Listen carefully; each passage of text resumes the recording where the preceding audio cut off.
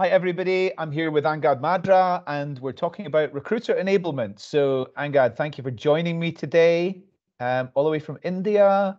I've done right around the globe with this show, 150 plus shows now, and so I'm not sure if I've had anybody from India on this. But anyway, give us an intro to you. You've got a really interesting background.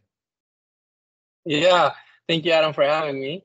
I'm excited to be the first Indian out of the one point whatever billion people on this show. Hopefully, I'm not the last one. But yeah, my name is Angad, and I've been in the HR technology or talent acquisition space for about 7 years.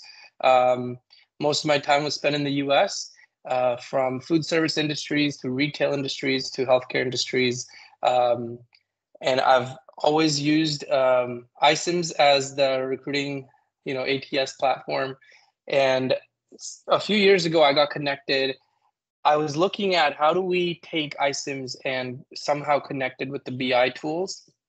And along that same time, Alex Marcus, who's the CEO of Integral Recruiting Design, which is where I work currently, was also thinking along those lines. So we got to talk about that and geek out. And I was like, man, this guy's awesome. So we kind of stayed friends. Then they started a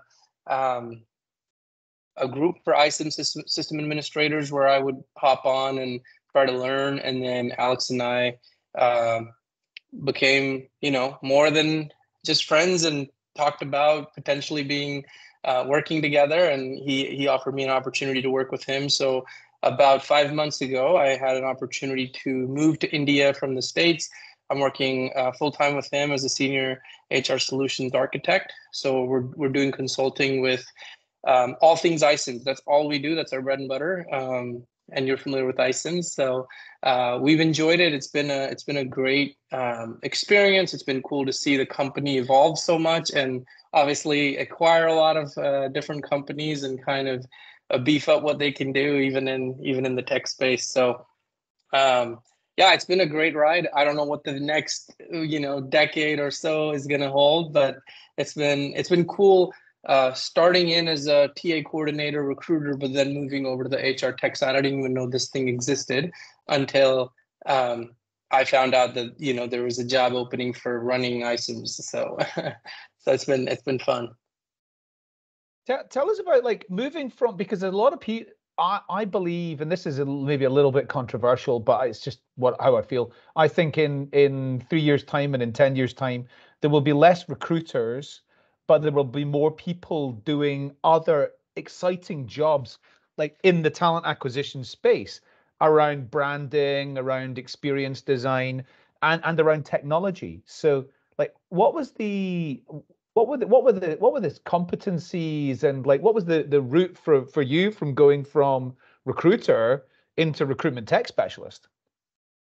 Yeah, absolutely. And I think what you're trying to get at is like, is AI going to take our jobs away, right? Like that's the controversial question, even in the tech space, which is not like, is it going to totally eliminate our job? But even as I look back at when I first started my career, even within the ATS iCIMS, we were doing so many manual things that even that system, that same software now can do the same tasks a lot faster, a lot quicker, a lot better, because they're wanting to enable their recruiters to do it that way. Who wants to spend 10 hours doing a task that they can do in 1 hour? So if the technology can be improved, and whether you want to call it AI or taking our jobs away or whatever, it goes back to enabling your recruiters to do their job more effectively.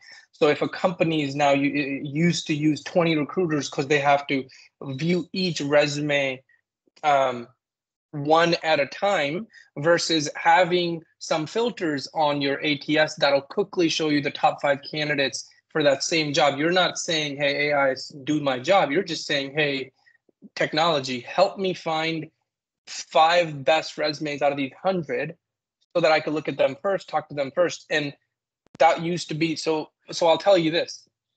A lot of people are like, oh, is the ATS now just looking at my resume? So do I have to have keywords, and do I have to? No, I'll guarantee you there's no ATS currently on the market that's just going to do the job for you. But I'll tell you, from when I first started in this space, we were using iCIMS, and the preference was going to the first person who sees the job and applies.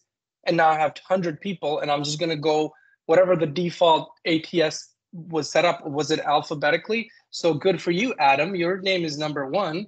And Xavier now is actually losing this recruitment game because the ATS is sorting his name at the bottom of the list. But now the system is so much better and so much more efficient. It can take all of these people and it can say, hey, instead of sorting it by name, which is so arbitrary, we're going to sort it by the relevance to this job based on what this person has done. So now I was going to be spending the same amount of time looking at those 5 resumes, interviewing those same people, but now I just get to use the technology to send me the best 5 candidates first, not even send me, just sort them. And now I can just do my same job much more effectively and find that best qualified candidate. I don't know if that makes sense. Yeah, no, it definitely does. And you're reminding me of, this is terrible, but I'm just going to tell you, a very experienced hiring manager that I know told me that what he used to do is he used to get all the CVs come in through the post. It was in paper CVs, and he would get them all out, and then he would say, right, here's 6. I'm interviewing those. All the rest in the bin. And his justification for that was he doesn't want to hire someone who's unlucky. That's absolutely Oh, awful. It's awful, but it's what people did. and Adam, like the example I'm giving you, it's almost unlucky for those people when your ATS or your system that you're using is not set up right, that that the people that applied to those jobs after me are gonna be unlucky, right? So listen, your specialty is iSIMS, of course. So what are the like 3 or 4 things that anybody, I mean, whether they're using iSIMS or they're using another applicant tracking system, they may be able to do on that. What are the 3 or 4 things that right now companies should be like switching on that they maybe don't know about, which will help save their recruiters time and effort on administrative tasks? Yeah, absolutely. I think each ATS has its own pros and cons, right? The first thing that people need to do, and people are doing this, a lot of people, whenever a new TA director or senior director or VP goes in, they look at the tech stack and they go, hey, does this for my overall strategy make sense? I have seen companies use iSIMS that shouldn't use iSIMS, and then I have seen companies that should use iSIMS not use it, right? Based on their size and what they're doing and what their recruiting teams are actually doing. And is this system actually working for you? I've seen a lot of people have this mindset around, okay, this is my team, this is what we do. We hope the system can do it. I think that's a backward approach. We should say, hey, this is what we do. What system's out there that's going to let us achieve the most results out of this, right? So if that's not iSIMS for you, you shouldn't do it. Another thing with iSIMS that people don't realize, it is not a system that you could just use right out of the box. It is very critical how you set it up. It's really critical how you have the bins and statuses and the dashboards and different things about the system that'll either make it or break it for your recruiters, and it's going to leave a bad taste in the mouth. A product that gets launched by a company really soon, really early, without much testing, if I get my hands to it and I absolutely hate it, it's going to be much harder for you to sell that to me, even though it's an incredible product, because my first taste for that system was awful. So I think people need to realize, like, hey, okay, you have iSIMS or you have Greenhouse or you have Workday, whatever it is, to really think backwards, right? Hey, is this system in a place that it can help us do what we want to do? If it doesn't do that, then you find, hey, do we have the ability to set the system up in a way that it can do that? If not, then we move to a different system, right? So I feel like a lot of times it's not necessarily even this one product that they need to turn on. It's the overall strategy for a TA leader to say, hey, these are, and it's not just iSIMS, right? What are other? Do you have a CRM that's totally separate from your ATS? Would it make sense to bring it in with the same thing? Or some people are like, hey, I just want one-stop shop. That might be great for you if you're trying to save money and the recruiting budget's low, but that might be awful for you if you're really trying to do recruiting well, right? Because if you take a one-stop shop approach, it does maybe 1 or 2 things well, it does everything else pretty terribly. So I think it just goes back to the TA leaders really looking at the overall picture of what they want to accomplish with their teams, and then see, hey, do I have the right tools in my toolkit? to let me achieve that goal. I've had conversations with people who are like using iSIMs, and then they're using something for onboarding, they're using something for offer, they're using something for something else. And it's like, those things are done so well in iSIMs. Please save your money. Come into one system. You don't even need integrations. That's like a built, like a out of the box capability iSIMs can do. It's not like you're talking to another HCM or something like that. Like that, those things have been happening in iSIMs for a long time. So the recommendation is, hey, bring those things into iSIMs and make it a one-stop shop, at least in the ATS section. Because, you know, you go from people that are doing all of their HR stuff in one system, and then there are people that are just literally taking their resumes and moving them to hiring manager, but then everything else is done outside of the system. And then I'm like, you should probably just have a paper application at that point if you're not even going to use the system, you know, in a holistic way for what it offers. It's like me having an iPhone and I'm like, no, I just make calls and take pictures. I have an alarm clock, and then I have a, you know, different device that tells me the weather. And it's like a paper calendar that I put everything in. And it's like, wait, those things can be done really well in this device that you already own. You just didn't know you could use it, right?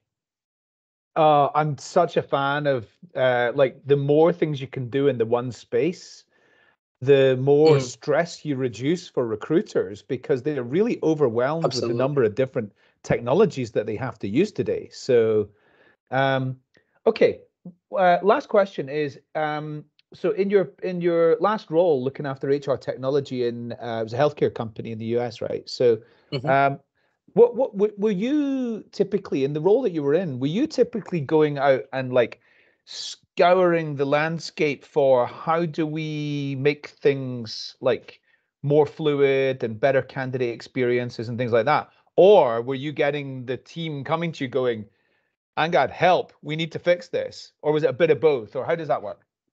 Yeah, absolutely. It was a bit of both. So my oversight was on the ATS. We also had a learning management system that I was overseeing, and a performance management system.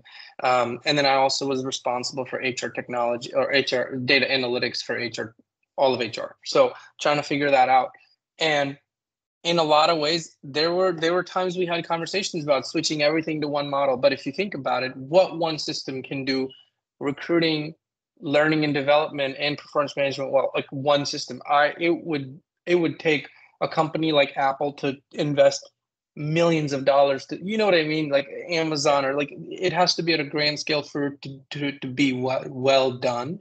So part of the thing was just giving our leadership team a realistic expectation of, in this case, it makes more sense to spend more money on different technology tools so our teams can do more effective work. Recruiter enablement, we would strip that away from them if we just had a one-stop shop, because of the team getting used to the work they were able to do in a system like iSIMS that's geared towards recruiter enablement, right? So my job was being aware of what technology is out there, making sure we're making the right decisions for not only our recruiters but other team members, and making sure that it fits in the larger organizational goals and picture. But then also solving for problems that the recruiters have. No system is perfect, right? So the stuff that we've already paid for and our contract doesn't end for 3 years, we can't just be like, hey, we're just going to go spend another however much and scrap the system, even though we have 2 years left on our contract. Okay, we have 3 years left on our contract. Our goal is in this 3 years to say, how do we make the best use of it, so that one day we don't have to go out and spend more money and just be upset about the system that we have it for 3 years, right? So I think there's also that coaching that's needed for the teams, and just helping them fall in love with the system again. But for you to do that, you need to set up the system so that they will love and use it. I don't know if that answers your question. Yeah, it does, yes. And Angad, thank you very much for joining me today. It's mostly the people that I bring on to this are people who have got experiences that I've got quite a lot of experience with as well. And I've not really done what you've done professionally. And so it's really great to hear about it and to learn more. So like to wish you all the best. Like to wish IRD all the best. I know Alex quite well. We're old friends now, and so yeah, shout out to Alex Marcus, terrific guy. And yeah, look forward to seeing you again soon.